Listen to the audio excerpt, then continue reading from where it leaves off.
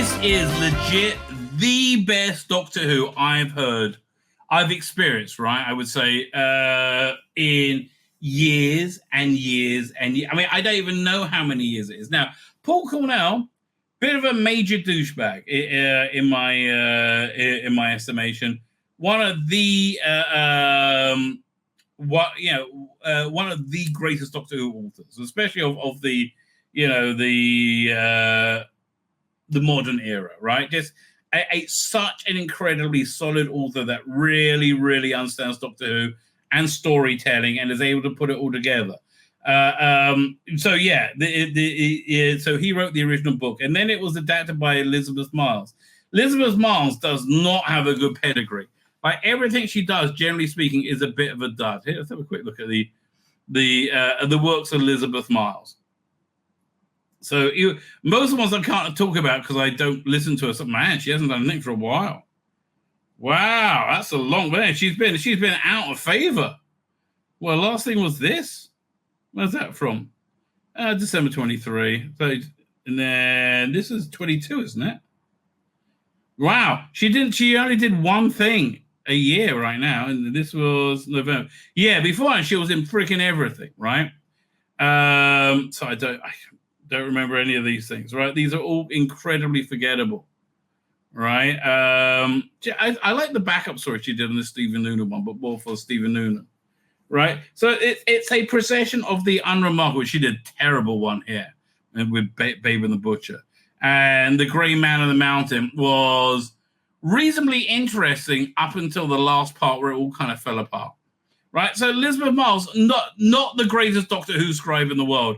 Boy, did she knock it out of the park with this script, right? This script is absolutely banging, right? It is so freaking good.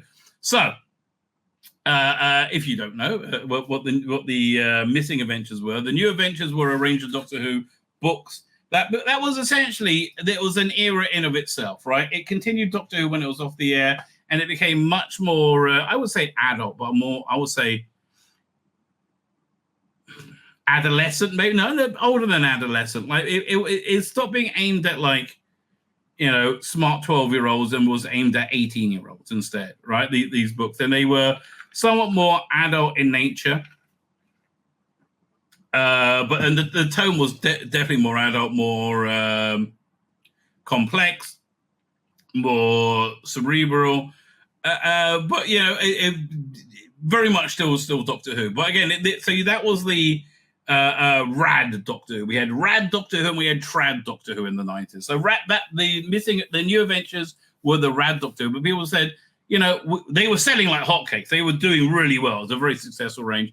And then they said, well, people want old Doctor Who, and so let's do the missing adventures, which would be much more traditional. It didn't really succeed in being more traditional. However, this is an absolutely perfect representation of the Peter Davison, Nyssa and Tegan TARDIS team, right? Fifth Doctor, Nyssa and Tegan TARDIS team, while being much more complex and intricate as you would expect with a novel. So whenever I listen to things, I always try and put them in the context of how it would have appeared. Like they did this thing called what was it, Graceless, with Peter Davison. What was the name of that thing? Oh man, it was a long time ago. Here, let me see if I can look up Graceless. It was hang on. If I look up Laura Donnington, right now, then I should. There we go. Wicked Sisters. They did this. When was it? In 2020. Not a success in my mind, right? It was okay. So this is so complex to get into. You had these two reasonably hot chicks who were the tracer to find the key to time, right? They had all these superpowers. And it was a story with the Fifth Doctor and Leela. And it didn't really work because there's no way. Firstly, it was more of a more adult-orientated series of the Graceless. That's the vibe I went into. And Peter Davison didn't really fit into it that nicely. And then you had the traditional Peter Davison music. Yes, it wasn't a success, right? In my mind, was it because I couldn't imagine it in my mind's eye, right? It just didn't pull together.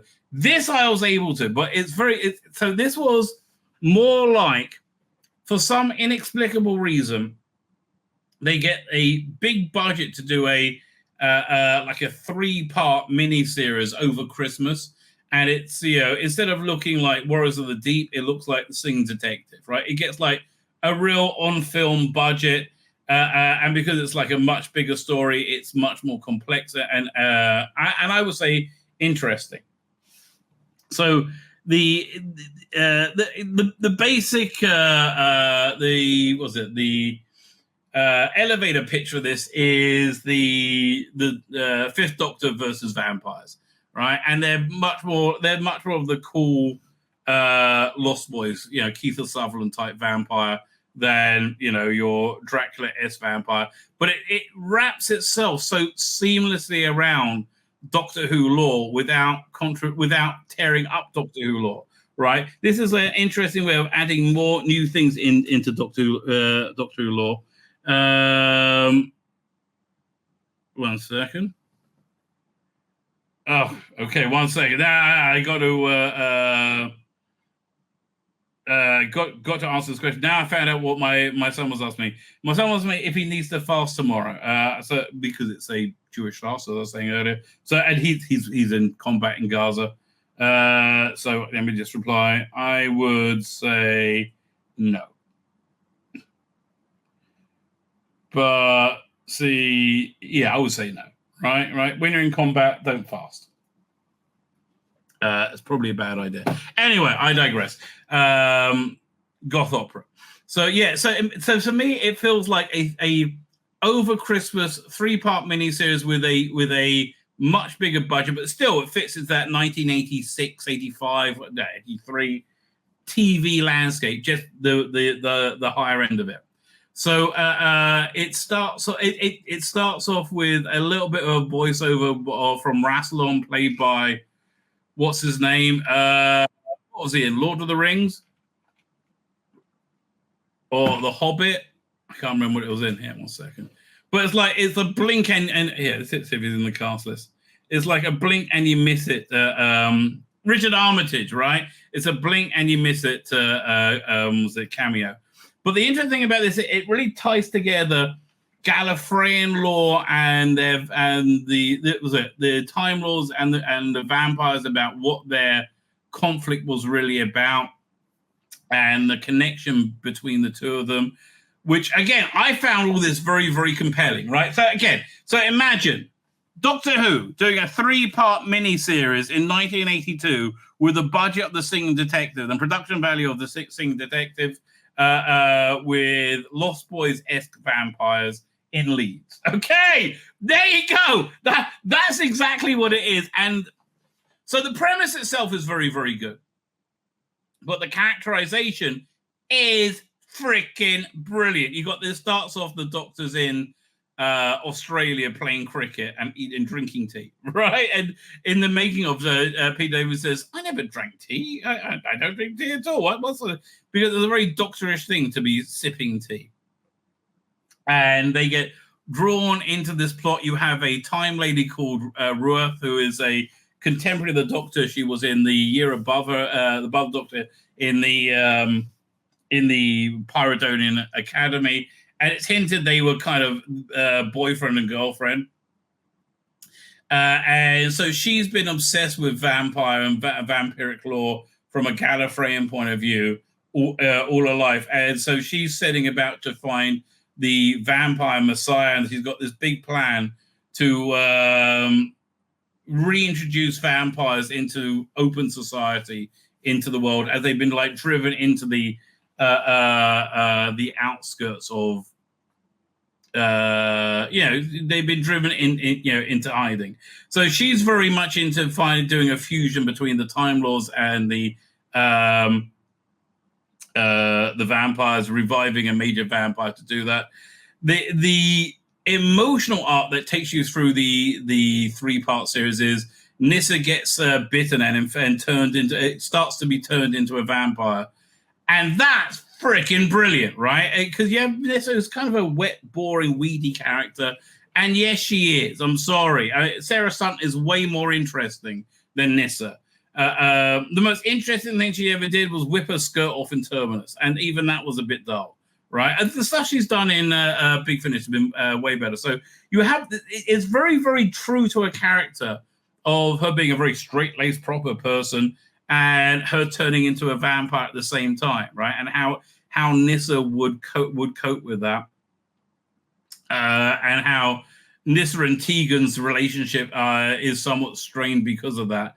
And so I really don't want to spoil this to you, but man, this is absolutely hands down the best Doctor Who. And it is so organically and genuinely Doctor Who, while being different and interesting, pushing forward. It's really the best of all possible worlds, right?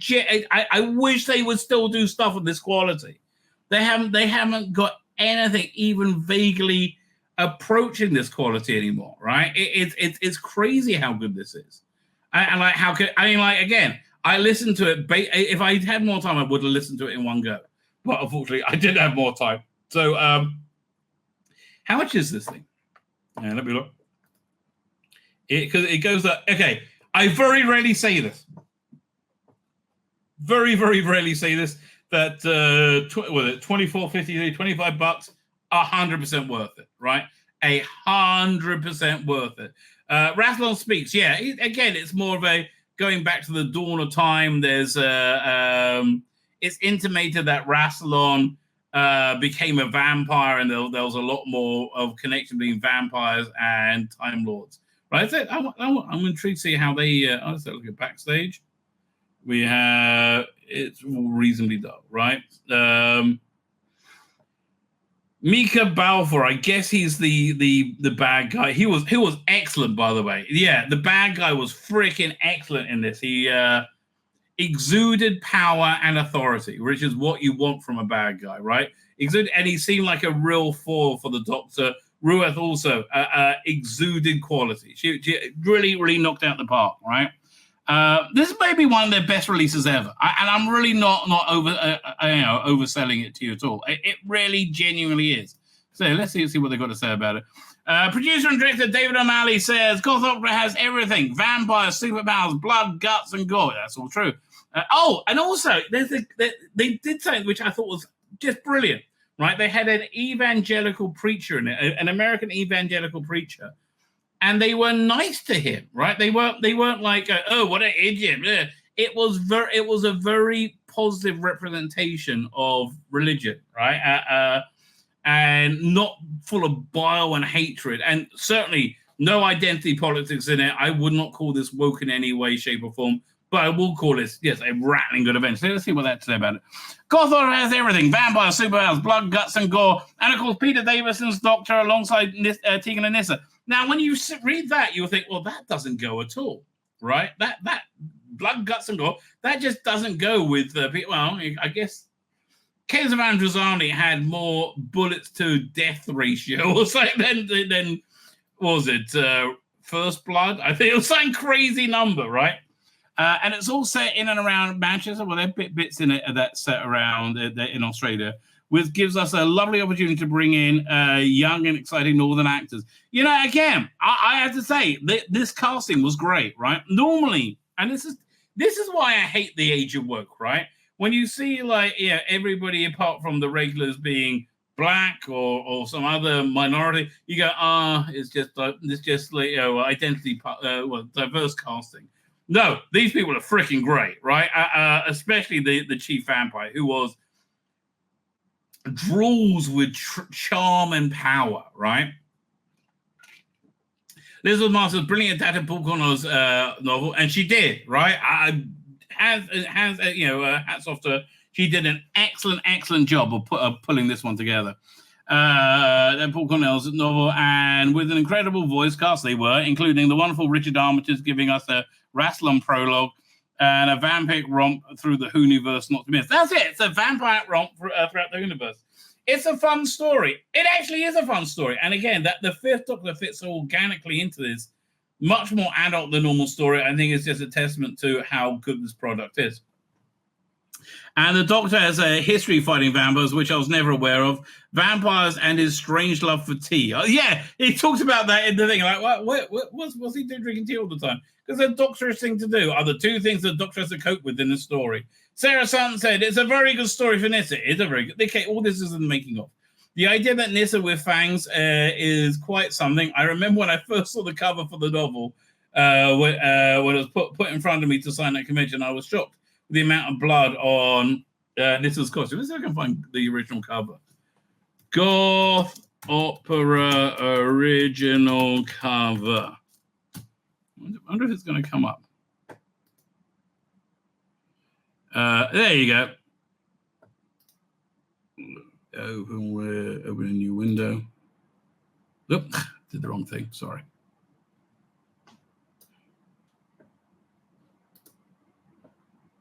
Right. So yeah, the original one they painted all this blood out, right? And the Dracula-esque castle is a I won't spoil that for you, right? But that's a very organic Doctor Who-y part. When I put it in front of me, I was shocked at the amount of blood on this costume, so I made a complaint about that. And next time I saw it, they reduced the amount of blood. You're the reason they changed that? Oh, such a bummer. Because it was so much better, right? Oh my God, it was so much better. Doink. Yeah, too small.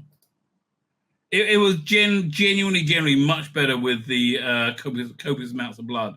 Yeah, Exhibit A, right? It's genuinely better with that. So they reduced the amount of blood. They removed all of it. Janet Fielding said, it's a corker of a story. Amazingly, I'm agreeing with Janet Fielding. If you like the Fifth Doctor, again, this is like widescreen Fifth Doctor, but still feels like the Fifth Doctor. Very good plot, very good, very action-packed it is. And a sense of jeopardy, which is quite high. And Sarah does a good evil. No, not really. She's not really being evil in it. There is one bit where she tries. She is evil a little bit, but it doesn't. That's not really define a character. I'm not looking at it the same way again. Well, it's always a quiet one, darling. Always a quiet one. So yeah, for me, massive recommend. Right? Yeah. This is Big Finish at its absolute finest. I just wish it could keep up this quality. Right? That would be fan-freaking-tastic. Look. My name's Tzvi Lebetkin, the Rabbi from another planet. Please like, share, and subscribe. And ring that little bell. Ring the little bell so you're notified when new videos drop.